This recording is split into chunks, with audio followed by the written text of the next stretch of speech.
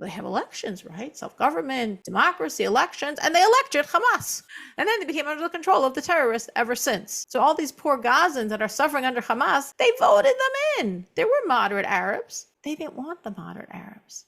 In all these cities, as I said, in Shechem and in Hebron and in Ramlah, all these cities in Israel where they were given self-governance, they never voted in moderate Arabs. They never gave moderate Arabs control. That's not what they want. We say, well, we're only giving them civil autonomy. Practically speaking, it doesn't work that way. Because this Monday at 6:30 Washington time, Bibi Netanyahu is going to meet with President Trump in Washington. And I really want to focus on 5 points that I really hope Netanyahu will keep very, very strongly in his mind during the meeting and the days ahead. Now, obviously, I don't think anyone here is the confidant of Bibi Netanyahu. I'm definitely not. But as we've discussed this concept several times since October 7th, this has come up several times, when we understand something and we have a firm resolve and we vocalize concepts, we're giving them strength. We're empowering them with our own energy. And our strength, our resolve, helps Netanyahu's resolve in this very critical juncture for Israel, for the safety and security of the land of God and the people of God. So there's 5 points I wanted to cover, just touch on a number of these points we've discussed in the past in terms of October 7th, but really important things that Netanyahu has to keep in mind. And by us focusing on them and us empowering them with our energy, we're going to help him. I assume, trust, and pray that he knows all of these points and they're boom in front of his eyes. And if they're a little weak, we should strengthen them. So the first idea is, and of course, here he was summoned to Washington, right?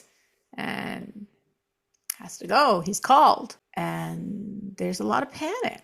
There's a lot of fear. There's a lot of sense of like, America is going to put a lot of pressure now on Israel. And sometimes when this happens, we sort of personalize it.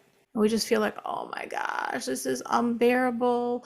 And we know the president is going to be pushing so hard. And officially, of course, Israel's indebted to America. I don't really believe that's true, but whatever. So, of course, the question of the hour is, will Netanyahu stand up to the pressure? Or is he, like so many powerful people before him, is he going to cave into that pressure? So the first thing that Netanyahu has to understand, and we have to understand, is that just we're being realistic. We have to know what to expect, and that already lessens the tension. The Lubavitcher explains that, listen, the job of the president of America is to protect America, not Israel. The president of America is not trying to protect Israel. That's not necessarily his line of thinking. His line of thinking is what's good for America. So if everything happens naturally, and of course we always give God space to make wonders, as we saw in the 12 days of the Iran-Israel war, God can do wondrous, mysterious things, and we've seen this in the past where America put tremendous pressure and wondrous things happened. Sometimes the Arabs refused to accept the deal that we were coerced into offering. That was great wonders, and we've seen other wonders. But according to the natural plan, there's going to be massive, massive pressure on Netanyahu, right, to accept whatever peace treaty, deal, compromise we're being offered and just take it, and that's it. That's what we want. We just want this war over, and we want not to have this headache anymore, and we just want to finish this. Because if you're the president of America, you just want to get rid of the problem. It doesn't make Trump a betrayer of Israel. It doesn't make Trump an anti-Semite. He has to think of his best interests. Hopefully that's the best interests he's thinking of America. And for those best interests, we want to end this war in Gaza already. It's gone on way too long. We want the region to be calm. We want to stabilize oil prices. We want to stop what America calls the shooting of innocent Gazans, which means Hamas terrorists. But when we understand that, when we understand Trump's, so to speak, doing his job, he's looking at it from his perspective, his self-interest, his vision on himself as the leader of America, that sort of helps us calm down, not panic, and for us to be properly prepared. I'm sure as Netanyahu is right now, he's flying right now, and I'm sure as he's flying, he is preparing himself. He knows what's going to happen. He absolutely knows, and he has to know what are his lines that we're not going to cross and we're not going to give in on, no matter how intense is the pressure. Not if there's going to be pressure, when there's going to be pressure. Not if there's going to be arm twisting, when there's going to be arm twisting. So Netanyahu really needs clarity.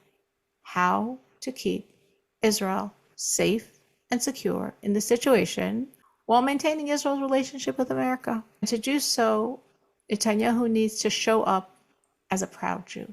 He's not just representing Israel. He's representing all Jews. He's representing Torah. He's representing the future of the Jewish nation.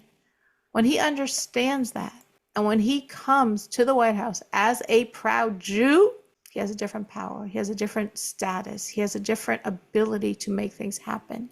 And of course, here we're talking about Netanyahu and Trump, affairs going on in Israel and Gaza. But in our lives, we also sometimes have situations where we have to be focused, not me personally, but who I represent. As a Noahide, sometimes what you're doing is not just about you.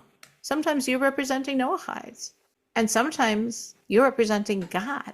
And if you know you're representing Noahides, or if you know you're representing God, you act differently than if it's just you. Anyone can think of a situation like that that has happened, or is currently happening with them? That they're aware that there's a bigger weight on them, a bigger responsibility, because it's not just personal. It's not just about them. It's about God. It's about Noahides.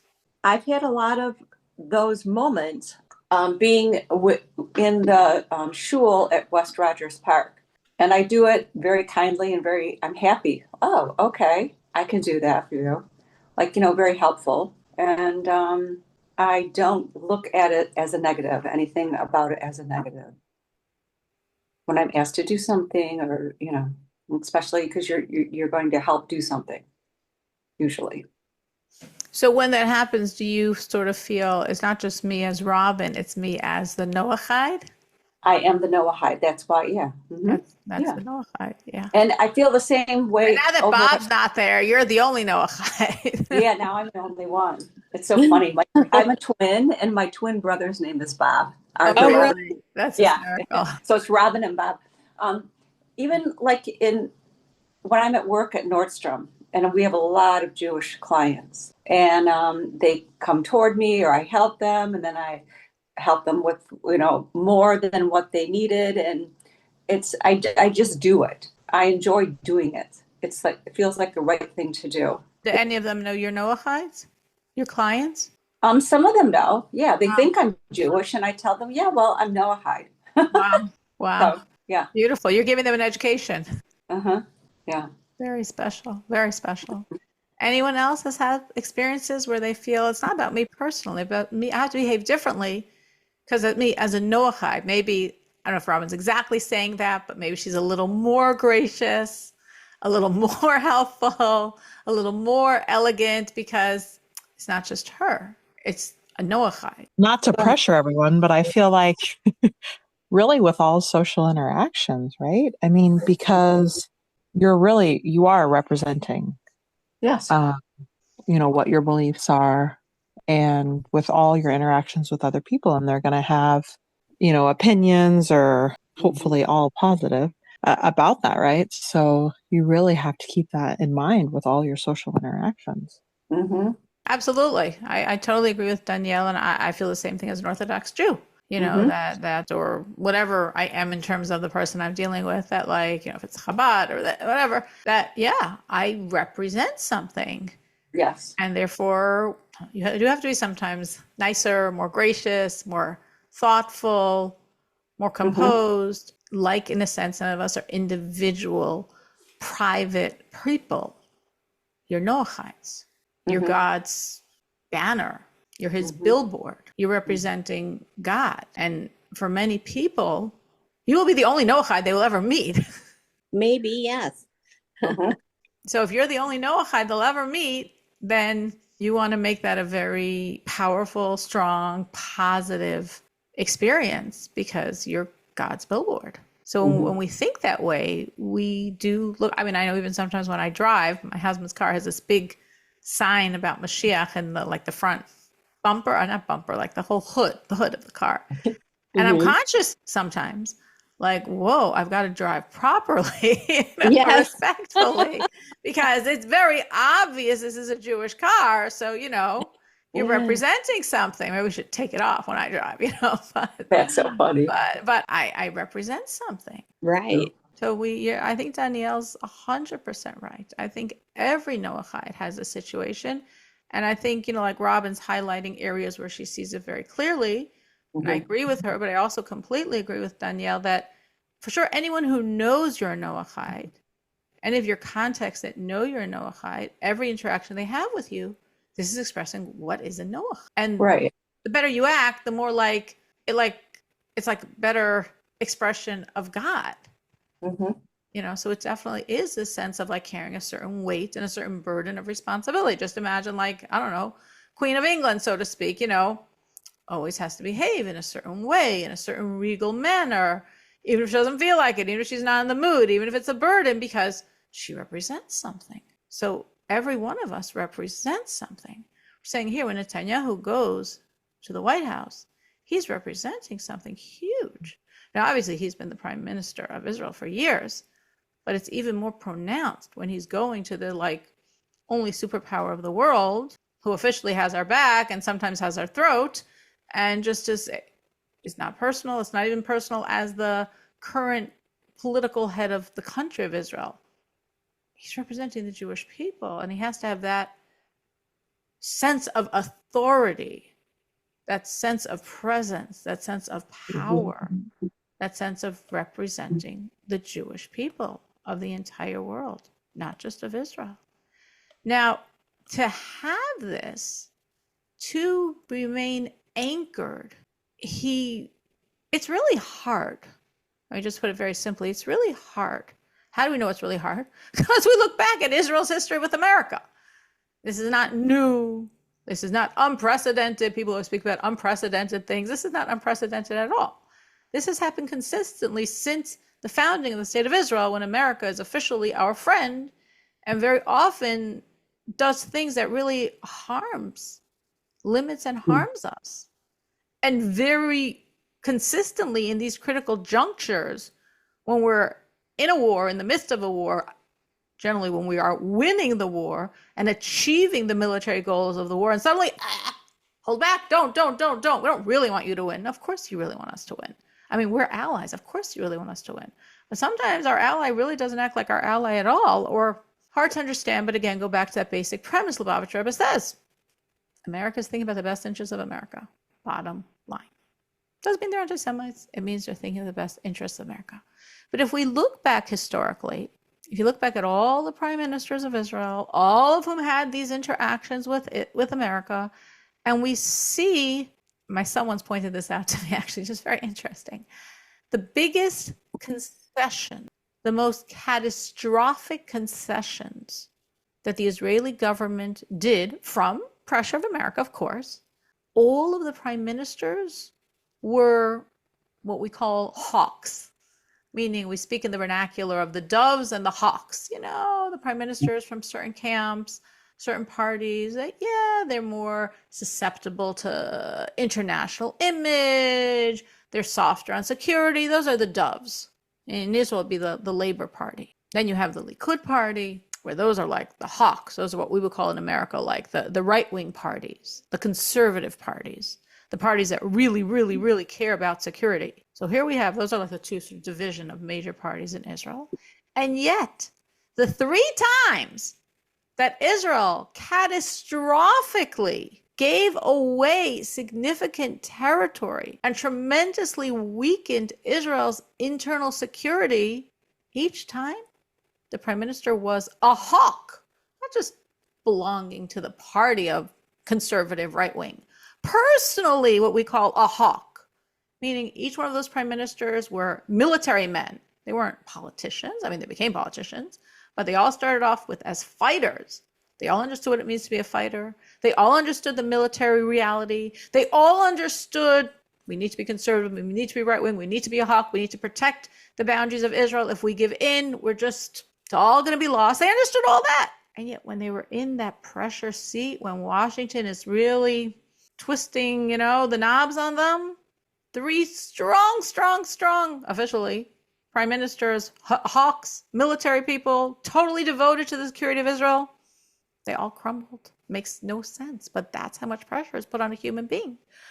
Menachem Begin, who fought from the founding of Israel as a very extreme fighter in the most extreme groups of fighting to defend Israel, he gave away the entire Sinai for this piece of paper between Israel and Egypt, which we know now how little it's worth.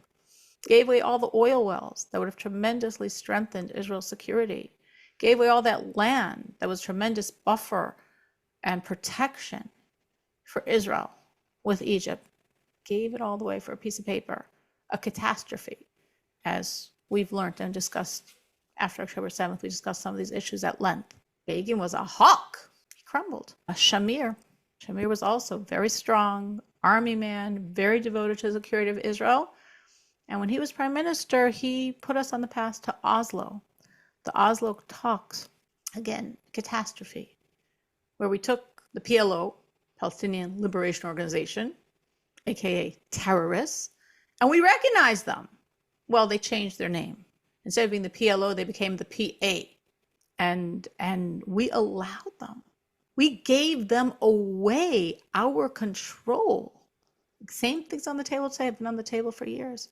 We gave them self-governance in the West Bank and in Gaza. The IDF, who were in the West Bank, maintaining the controls and the peace and the security, they stepped away. They withdrew from Gaza, they withdrew from Jericho, they withdrew from the West Bank, and we've had terror in those areas ever since. Horrific tragedy. And Sharon also a real army man, real military, real right-winger, real hawk. He gave away the whole Gaza. The whole Gaza that we've been discussing today, that was Israel's. And Sharon literally gave it away. He gave away that land, which is so close to where there's Jewish settlements. He gave it all away. So what's going on? Strong military men, hawks. They spent their life on the conservative right end of the spectrum. And Lubavitcher Rebbe says, yes, these people were very committed to Israel's security, and they understood it. They understood it from the military perspective, which is the real perspective, not the political perspective. But the pressure's too great. Of course, it's very easy for us to be sitting on the sidelines and what was their problem? But if you're in such a hot seat, the only way is to be anchored in Torah. The only way is to know you are responsible now for the safety and security of the Jewish people. You have to know who you represent and what you represent. And then you're immovable. You can't be budged, no matter what's going on. And all the other parties have to be flexible around you because you're not budging. But if you don't have that grounding and strength of Torah, even the strongest leaders falter, crumble, when the stakes and pressure are very, very, very, very, very, very, very high, as definitely is what Netanyahu is going to encounter this week in Washington. Have you had the situation where you felt enormous pressure, but when you pulled on your Torah reality, you did the right thing, God's thing, even though the pressure was so high? Anyone had that times where they had a lot of pressure to do something that was not exactly what would be, as we'll call it, God's thing, and the pressure to, I'm going to call it the wrong thing, but they managed to overcome it because they just pulled on their relationship with God and they did the right thing, even though it was very challenging and very difficult? I'm pretty sure. Becoming a Noahide was the biggest one, and turning away from Christianity. I mean, that's I've said before, that was the toughest 6 months of my life. After 6 months, it was over, the pressure? Once we'd made the decision, we were pretty satisfied with the decision, but sitting on the fence of the decision about to make it was pretty intense. So it's not as much the flack you received from the outside, it was more your inner concern about the flack you would receive? Or is this more the right? Yeah, are we going to hell here? I mean, sure. We're giving FJC. Are we going? Yes, absolutely. Yeah, that was. And we got. Thankfully, God was actually pretty merciful in all of our interactions. None of them have been what we had, nearly as what we had imagined and feared. So I think that was God for sure. Meaning people's response. The yes. I agree with you, Natalie. I'm sure probably everyone here or many people here would agree that they really had to pull on God to make that jump and commitment to Him when, like you're saying, even just imagining how people would respond, even if they don't respond as badly as you imagine, but that's still your reality when you're imagining it. I think you're absolutely right. Anyone else? Any thoughts on that? I think with my particular situation, I live in the middle of the strongest part of the Bible Belt, and I grew up in Baptist and in a very straight Baptist home, which I left the church when I was 18 when I went to college. Um, the only thing I can remember thinking is, I just don't want to be that. If that's what Christianity is, I want no part of it. And while I was in college, I did have the opportunity to actually meet some Jewish students, and I'm a curious person, so I ask questions. And growing up, when you ask questions, it's like, you don't need to know this, you don't need to know that, blah, blah, blah. And while I was in college, I worked in the library at the college, so I've had access to books and a little more knowledge than the farm town I grew up in. But through the years, I did take one step back, and for about 5-6 years, because I was going through, my husband got hit by a dump truck, so I was going through some emotional, mental stuff, and got involved with the church and thought that was the path that I needed to take. But after 5 or 6 years, I really seen a lot and learned a lot. I can say, more than anything, and I stepped out of it again. I did not raise my children in Christianity. I did not raise them in church. Their father did, but I did not. But the thing that I get now that they're realizing, because with all of the internet and running across these different, my first introduction was to Knock Talk. And I think like a couple of years back, and it got me like really paying attention and realizing that I needed the Torah, I needed a Tanakh Bible, and just trying to gather that. But when I go home, and last week is a great example of this, so close to time, is when I go home, because I step into that Christianity world. I get visited. I get reminded that, I'm going to go to hell. They get the talk, the lectures, the whole ball of wax. So going home for me is really a hard, but I know that I'm fighting. I'm not alone fighting this, because I have God getting me through this.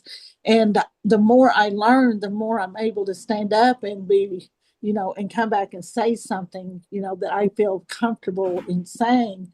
So even though I'm growing in small pieces, Exactly.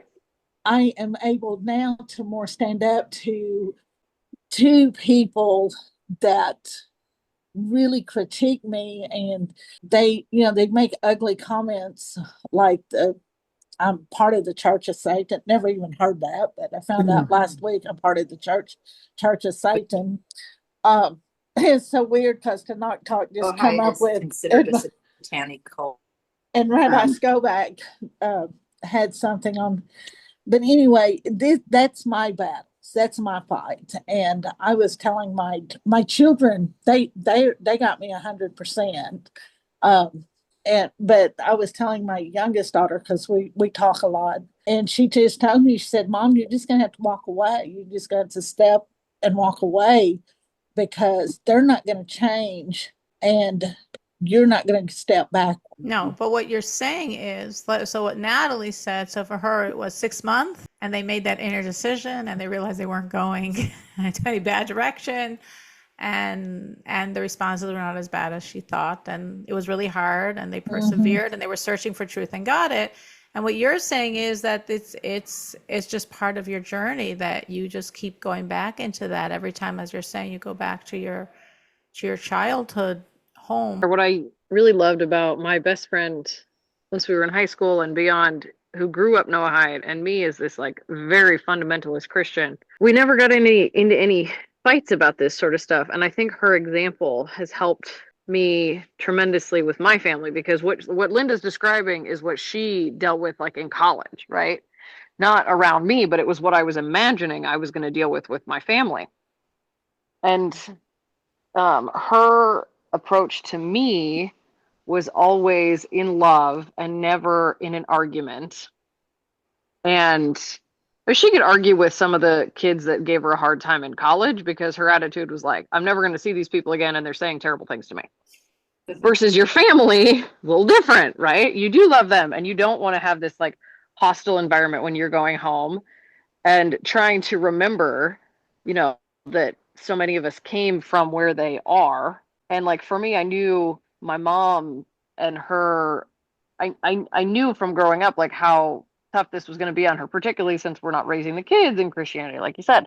And just always having those discussions in love as best I can, so that it's not an argument, because to present sometimes, like you said, those Rabbi Tovia Singer points, they're so direct and they're so good, but showing someone that they've been wrong for their entire life is an incredibly like painful revelation. Yeah, I agree with So it's that. like always trying to do it lovingly and show them, like you said, like if this is the only Noahide they're ever going to meet, trying to make sure, especially if they're in my family, trying to make sure that it's a good experience, so that they have an affinity for that, and they have a desire to come to that, like we had a desire to move to Judaism, because we'd only ever experienced love, and we'd only ever had good experiences with it, instead of this like combative experience, which is tough when they're coming at you saying terrible things. Right, it is. But And you never know who you're affecting. I do know the woman I mentioned earlier that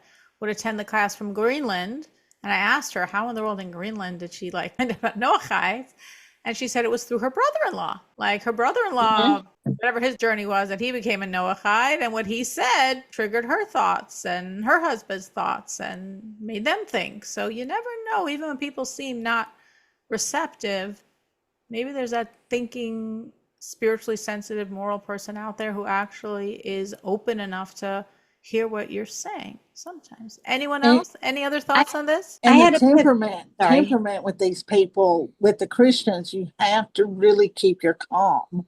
That's the one thing I do know. Whenever I say I go home, that is Exactly. my family raising history, blah blah blah.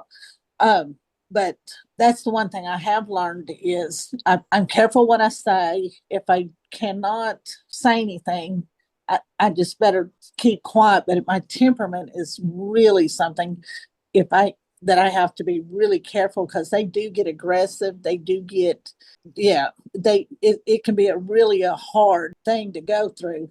I spent like 4 hours last week Wow. cornered Wow. Wow. Wow.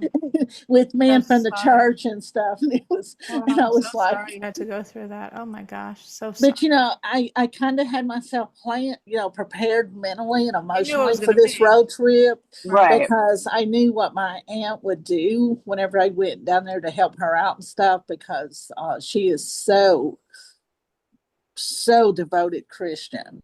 And so I was prepared for that. So, but it was a hard. It And I sounds think there's incredibly other difficult, people. and it's amazing that you went to help her knowing the torment you were going to go through because of it. That's pretty amazing and special. Sabra, were you going to add something? Yes, I had a pivotal point a few years ago. I struggled for many years as a Roman Catholic convert. I had a lot of difficulties in the church. And I think a lot of people knew I was having difficulties. And at one point, my late husband and I decided to go to Crown Heights. It was after we had met Representative Chabad.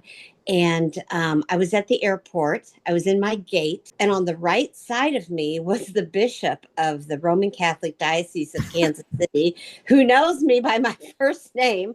And I did go to greet him, and I literally shook from my head to my toe. I was so terrified of him. And he was going somewhere in France, I believe. And anyway, I turned to my left and I walked down toward my gate, and there was a Chabad family, and I knew them from going over to their home. And I felt this inner peace, and I knew everything was going to be okay.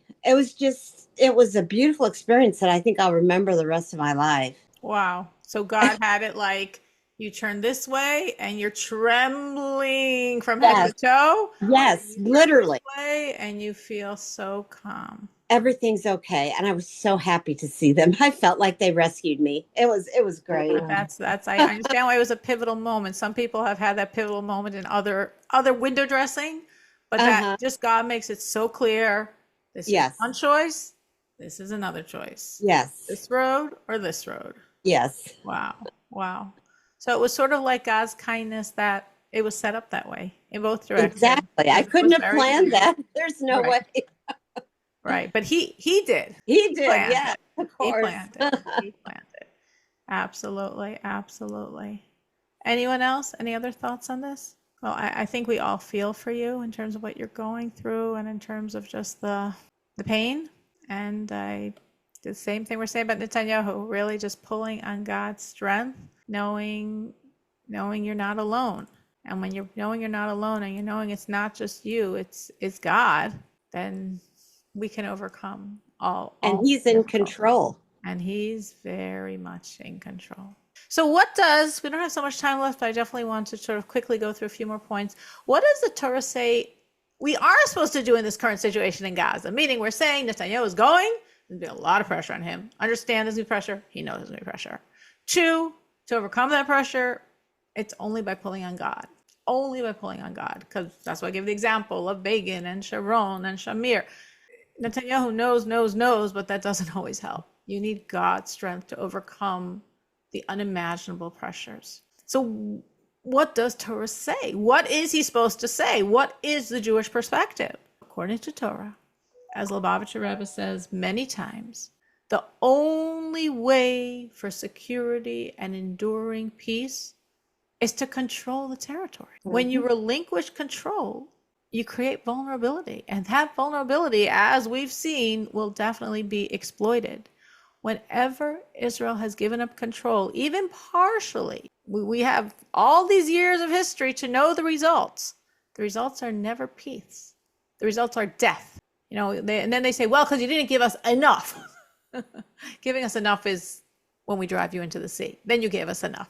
Then there'll be peace because there won't be any more Jews around. This is a fundamental principle. King David lived by this principle. In the time of the Talmud, under Persian control, the Jews lived by this principle. This principle is codified in the Shulchan Aruch, in the Code of Jewish Law. We've discussed this before, but I want to remind you of this idea. It's in the laws of the Sabbath, of the Shabbos, in chapter 329, Siman 6, where it speaks of the non-Jews coming to besiege your city. And it's Shabbos. It's a Sabbath. Are you allowed to desecrate the Sabbath to protect yourself? Well, the question is, why are they coming? If they're coming for money, they want to raid you and pillage you and take all your property, no, you're not allowed to desecrate the Sabbath. The Sabbath is more important than your money, and let them take whatever they're taking. If they're coming for lives, if they're coming to kill you, or we don't know, but maybe they're coming to kill you, yes, you desecrate the Sabbath to protect lives. Even if they hadn't arrived at your gates yet, go out with weapons. A preemptive strike is always better, as we see with Iran and we saw with the 6-Day War. Go out with weapons and desecrate that Sabbath to protect Jewish lives. And we're not even here talking about in Israel. This was in Babylonia. But if it's a border city, you're on the edge of the land. They're coming only for money. And they're not coming for big money. They're coming for straw, for cheap nothing. They want straw. They're not after your lives. You're in a border city. The rule is desecrate the Sabbath. Why? Because maybe they're going to conquer the city. And if they conquer the city, and we're not here talking about a city that has holiness of Israel. This was not in Israel. This was in Babylonia. This was Noahide. But if they conquer the city, this border city, it's very easy to conquer the entire country. So again, it's Sabbath. They're coming for money, give them the money. Don't desecrate the Sabbath. They're coming for lives or potentially for lives. Preemptively strike and protect yourselves. You're a border city and they're coming for pennies, not lives, not big money, pennies. Desecrate the Sabbath. Because if they get the border city, they can conquer the whole country. And the Lubavitcher Rebbe would always refer to this law. Nothing to do with the holiness of Israel. This is about protecting lives. You'd say we have to destroy the enemy because the whole Israel is so tiny, so narrow. Once they get a foothold anywhere, that anywhere's a border city, right? We gifted them with Gaza. It was ours, as we mentioned earlier. Insanity. Sharon gave it away. I don't even want to talk about the backstory why. Horrible backstory why. And what happened when we gave them Gaza? Were they satisfied? Gaza was a beautiful land, beautiful beaches. It was like, oh, this is going to be the Singapore of the Middle East. It's going to be beautiful. They're going to prosper. The Arabs will prosper. We're so happy we're letting these Arabs prosper. That's not what happened. They weren't happy with what they got. Now they're in Gaza. They have the opportunity to shoot rockets, to shoot missiles, and destroy and conquer the entire Israel and drive 10 million people into the sea. That's what they want when we gave them Gaza. They didn't build it up into Singapore. It's not built up at all. It's just a terrorist foothold to destroy Israel and drive 10 million people into the sea. And because, again, Israel is so small, even the smallest infringement on this terrain results in massive security vulnerabilities. And this is true, as I said, not only in Israel, anywhere. If you give away control of territory, maybe short term there'll be a gain. Oh, the world will like us. I mean, we know how long the world likes us for. We've discussed that in the past. But whatever. This isn't even the world. These are the enemies. And the enemies are going to return with a vengeance. This is a hard reality. It's not the politically correct reality. It's not what the world wants to hear reality. The world's very upset at us. That's the truth of this reality. But the hard reality, and every other country in the world does this, no problem. They're all allowed to. So when Israel does it, somehow it's not appropriate. The hard reality is we have to control the terrain. And if your adversary controls the terrain, there you're going to use it as an opening for increasing harm and making Israel vulnerable for their attacks. Now, some things on the table, just mention briefly, because our talking about this and thinking about this should give strength. On the table is this idea of giving them self-governance, giving them autonomy. What, we want the IDF ruling millions of Arabs? This is like a smart compromise. We could lessen Israel's presence. We're going to mitigate terrorism. They're going to have self-governance. The Lubavitcher Rebbe says, the Torah warns. This is no bridge to peace. You're thinking of it like a kind-hearted compromise. The enemy's not kind-hearted. It doesn't work this way. Whatever you want to call it, self-determination. You're thinking, oh, you know, there are moderate Arabs. There are. The moderate Arabs, they'll be in control. And they're going to become civilized. And they're going to, you know, de-escalate. And they're not going to be terrorists anymore. They'll be just good people. Why not? Arabs can be good people. They can. Unfortunately, relinquishing control is relinquishing control, whatever you call it. And person doesn't want to believe in Torah and doesn't want to believe in the Lubavitcher Rebbe. Unfortunately, we just have to look at the history of Israel to see this happening again, again, and again. In Shechem, in Hebron, in Ramlah, in all of these cities where we gave the Arabs autonomy, where we gave them self-governance, even just civil self-governance, we saw what happens. We see who they elected. When they have the power, who do these Arabs elect as their civil government? Guess what? Hamas was elected by the people of Gaza. When Sharon gave the Arabs this beautiful land of Gaza, they have elections, right? Self-government, democracy, elections, and they elected Hamas. And then they became under the control of the terrorists ever since. So all these poor Gazans that are suffering under Hamas, they voted them in. There were moderate Arabs. They didn't want the moderate Arabs. In all these cities, as I said, in Shechem and in Hebron and in Ramlah, all these cities in Israel where they were given self-governance, they never voted in moderate Arabs. They never gave moderate Arabs control. That's not what they want. We say, well, we're only giving them civil autonomy. Practically speaking, it doesn't work that way. You make agreements. We made agreements in the past with them. Okay, for 5 years, this and this and this, gradually. 5 minutes later, they say, no, we're done with that 5 years. It's been 5 minutes.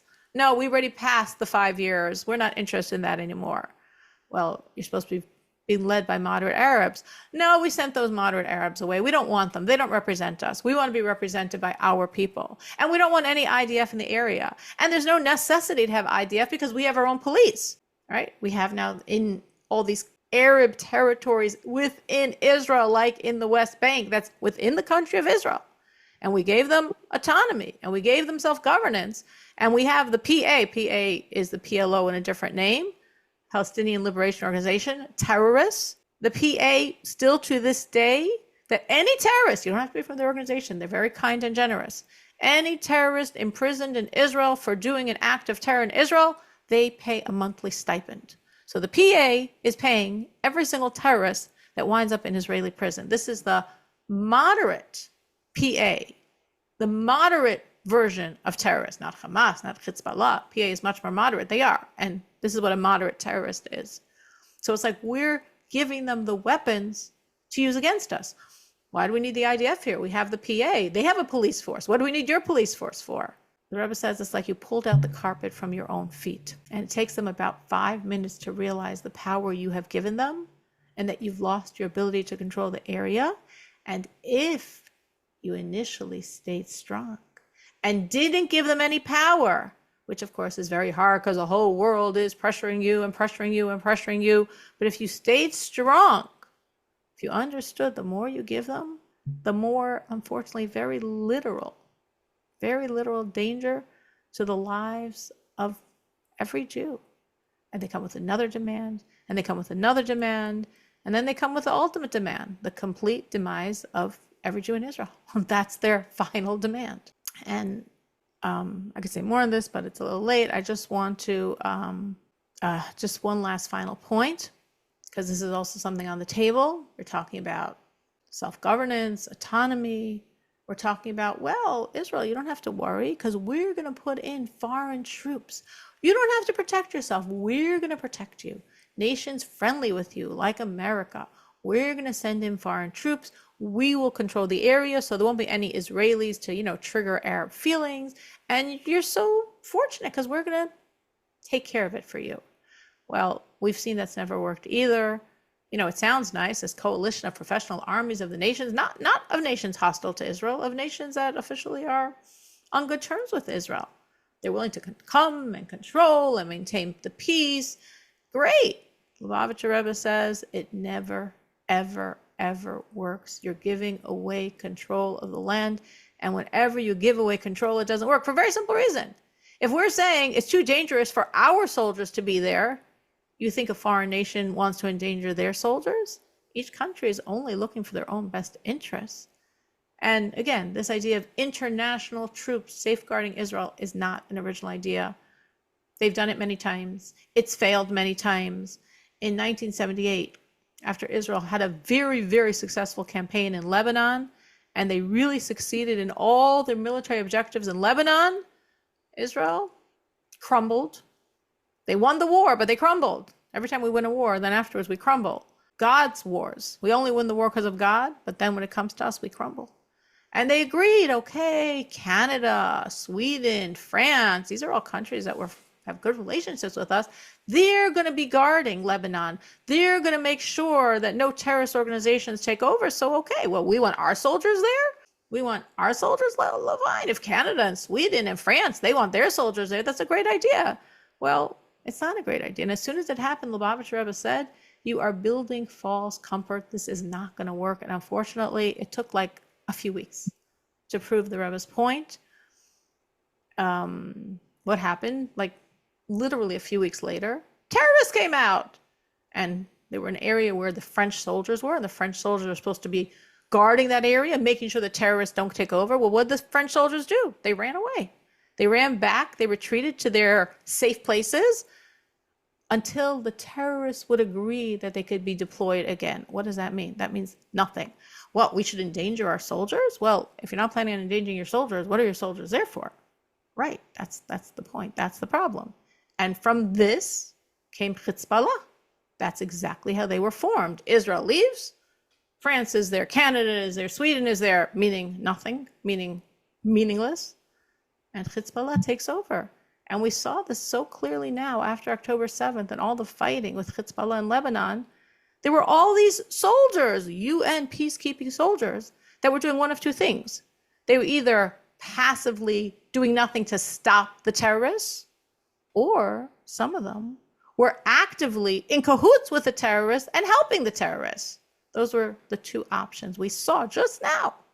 When we were fighting Hezbollah in Lebanon, are the UN troops helping them, Or are the UN troops being passive and letting them do what they want? So the only security is when we control our own destiny, when we control our land, and when we don't rely on other people. Now, of course, I had a lot more I wanted to say, and we are way over time. But the bottom line is we want to speak about this. We want to give power to these concepts by our words, by our thoughts, by our belief. We want to give Israel the strength to withstand intense pressure and do what's very unpopular in the world's eyes, because this is the only path for safety and security, with a strength that only happens when you're rooted in Torah's guidance. So may we see it. May we see a lot of amazing strength or God's supernatural hands. Sometimes I just pray that whatever crazy concessions Israel agrees to, the Arabs will just reject. And we've seen that happen sometimes in our history. The Arabs have saved us because they reject every crazy thing we agree to. So sometimes that's God's salvation. And more frontally, that Netanyahu should know he represents God. He represents the Jewish people, just like some people here in this group are being very strong, because it's not their strength, it's God's strength. So he should be very strong, not his strength, God's strength. And we should see God's will reign supreme. Thank you.